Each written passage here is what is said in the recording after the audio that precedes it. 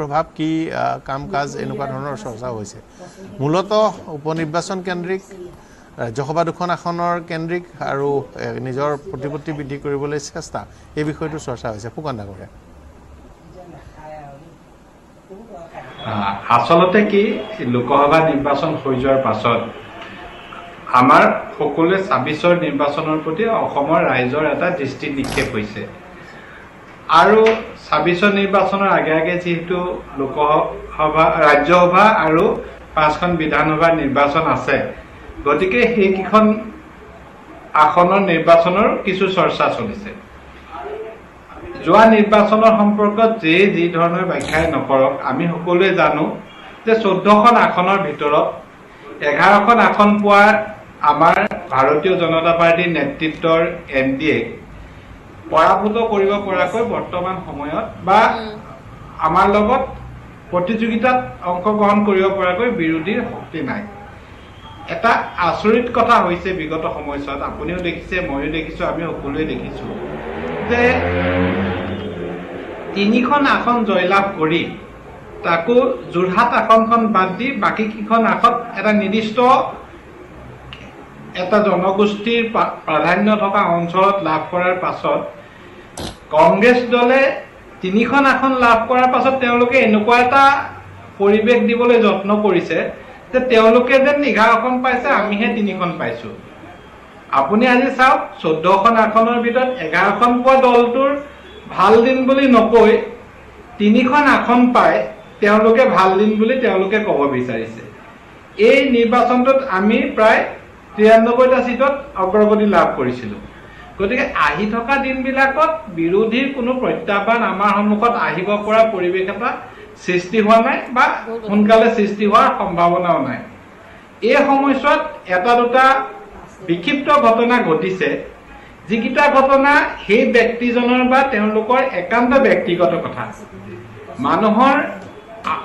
ৰাজনৈতিক আদৰ্শ আৰু ৰাজনৈতিক উচ্চাকাংক্ষা এই দুটা বিষয়ত যেতিয়া মানুহৰ সংঘাত সৃষ্টি হয় তেতিয়া মানুহে সাধাৰণতে দল ত্যাগ কৰে তেনেকুৱা ধৰণৰ ৰাজনৈতিক উচ্চাকাংক্ষাৰ বাবে কোনোবাই যদি দলৰ পৰা ওলাই যাব বিচাৰিছে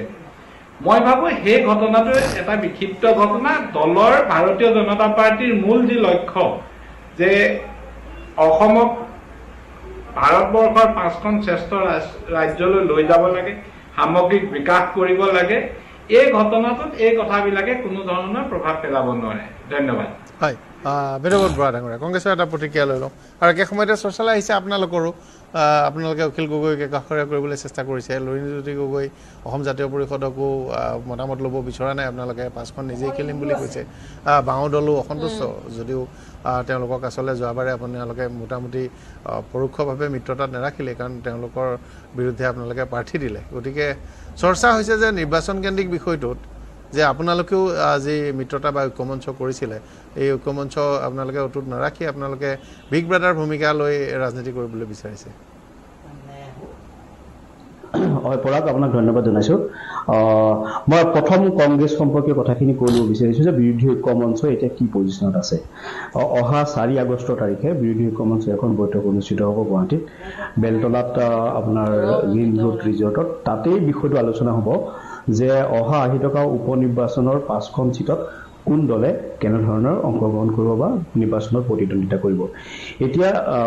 অখিল গগৈ ডাঙৰীয়াই যি কথা কৈছে সেই কথা তেখেতে নিজৰ দলৰ স্বাৰ্থত কৈছে আৰু সেই কথাত পিছত আকৌ তেখেতে আমাৰ যিটো প্ৰথম পৰ্যায়ৰ কথা আছিলে যে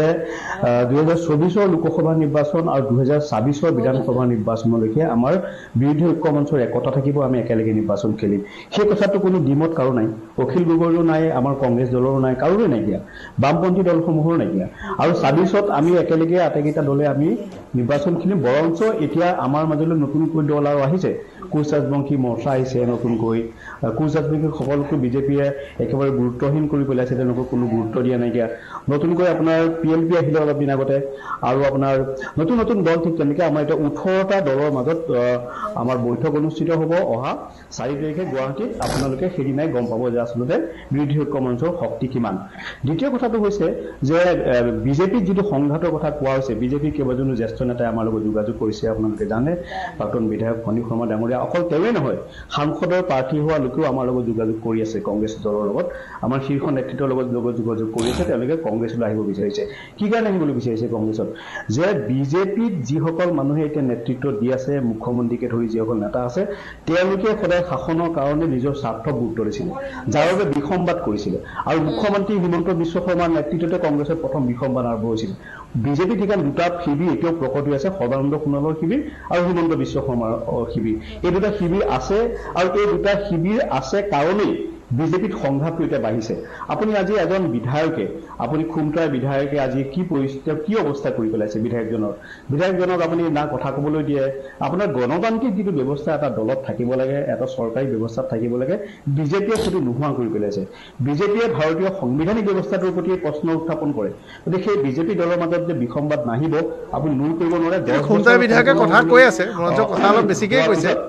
আৰু সন্ধিয়া হ'লে কথা বেছিকৈ কয় খালি কিন্তু তেওঁতো কথা ক'বলৈ নিদিয়া কথাটো নহয় কথা কৈ আছে কিন্তু তেওঁৰ অসন্তুষ্টি আছে হয় সন্ধিয়া শব্দটো আপুনি ঠিক ধৰিব নাই তেখেতে ব্ৰেণ্ডিং কৰিছে 8 PM বুলি গতিকে সন্ধিয়া তেওঁ গুৰুত্বপূৰ্ণ আপডেটবোৰ 8 PM-ত দিয়ে গতিকে সন্ধিয়া বুলি মই কোৱাত কোনো আপত্তি থাকিব নালাগে তেওঁ যদি 8 PM নিদিলে হ'লে মই কথাটো ক'বলৈ অলপ জটিলতা পালোঁহেঁতেন হয় ধন্যবাদ তেখেতৰ ল'ৰা আপোনাৰ ববুবাহন তেওঁ ইতিমধ্যে জাতীয় দলত ববুবাহন হৈ জাতীয় দলত যোগদান কৰিছে অৰ্থাৎ তেওঁলোকৰ ঘৰত যে বিজেপিৰ যিটো বতাহ আছিলে সেইটো যে নোহোৱা হৈ গৈছে সেইটো তেওঁ পুত্ৰই প্ৰমাণ কৰিছে তেওঁ এজন খুব ভাল শিক্ষিত ল'ৰা গতিকে বিজেপিৰ যি আপোনাৰ হিন্দু আছে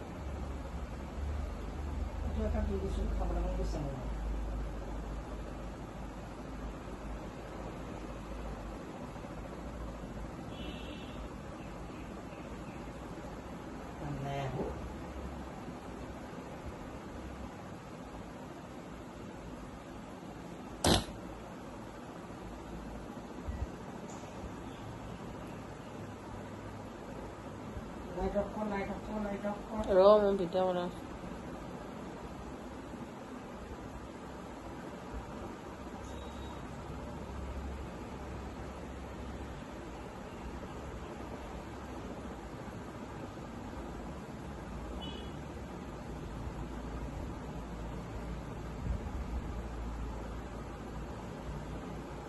Ya orang apa sih ni?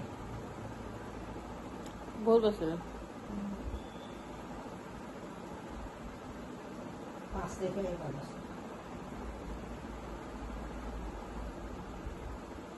Mithu এটা দুটো আছে কিন্তু 10 তারিখে দেখে মিঠু মিঠু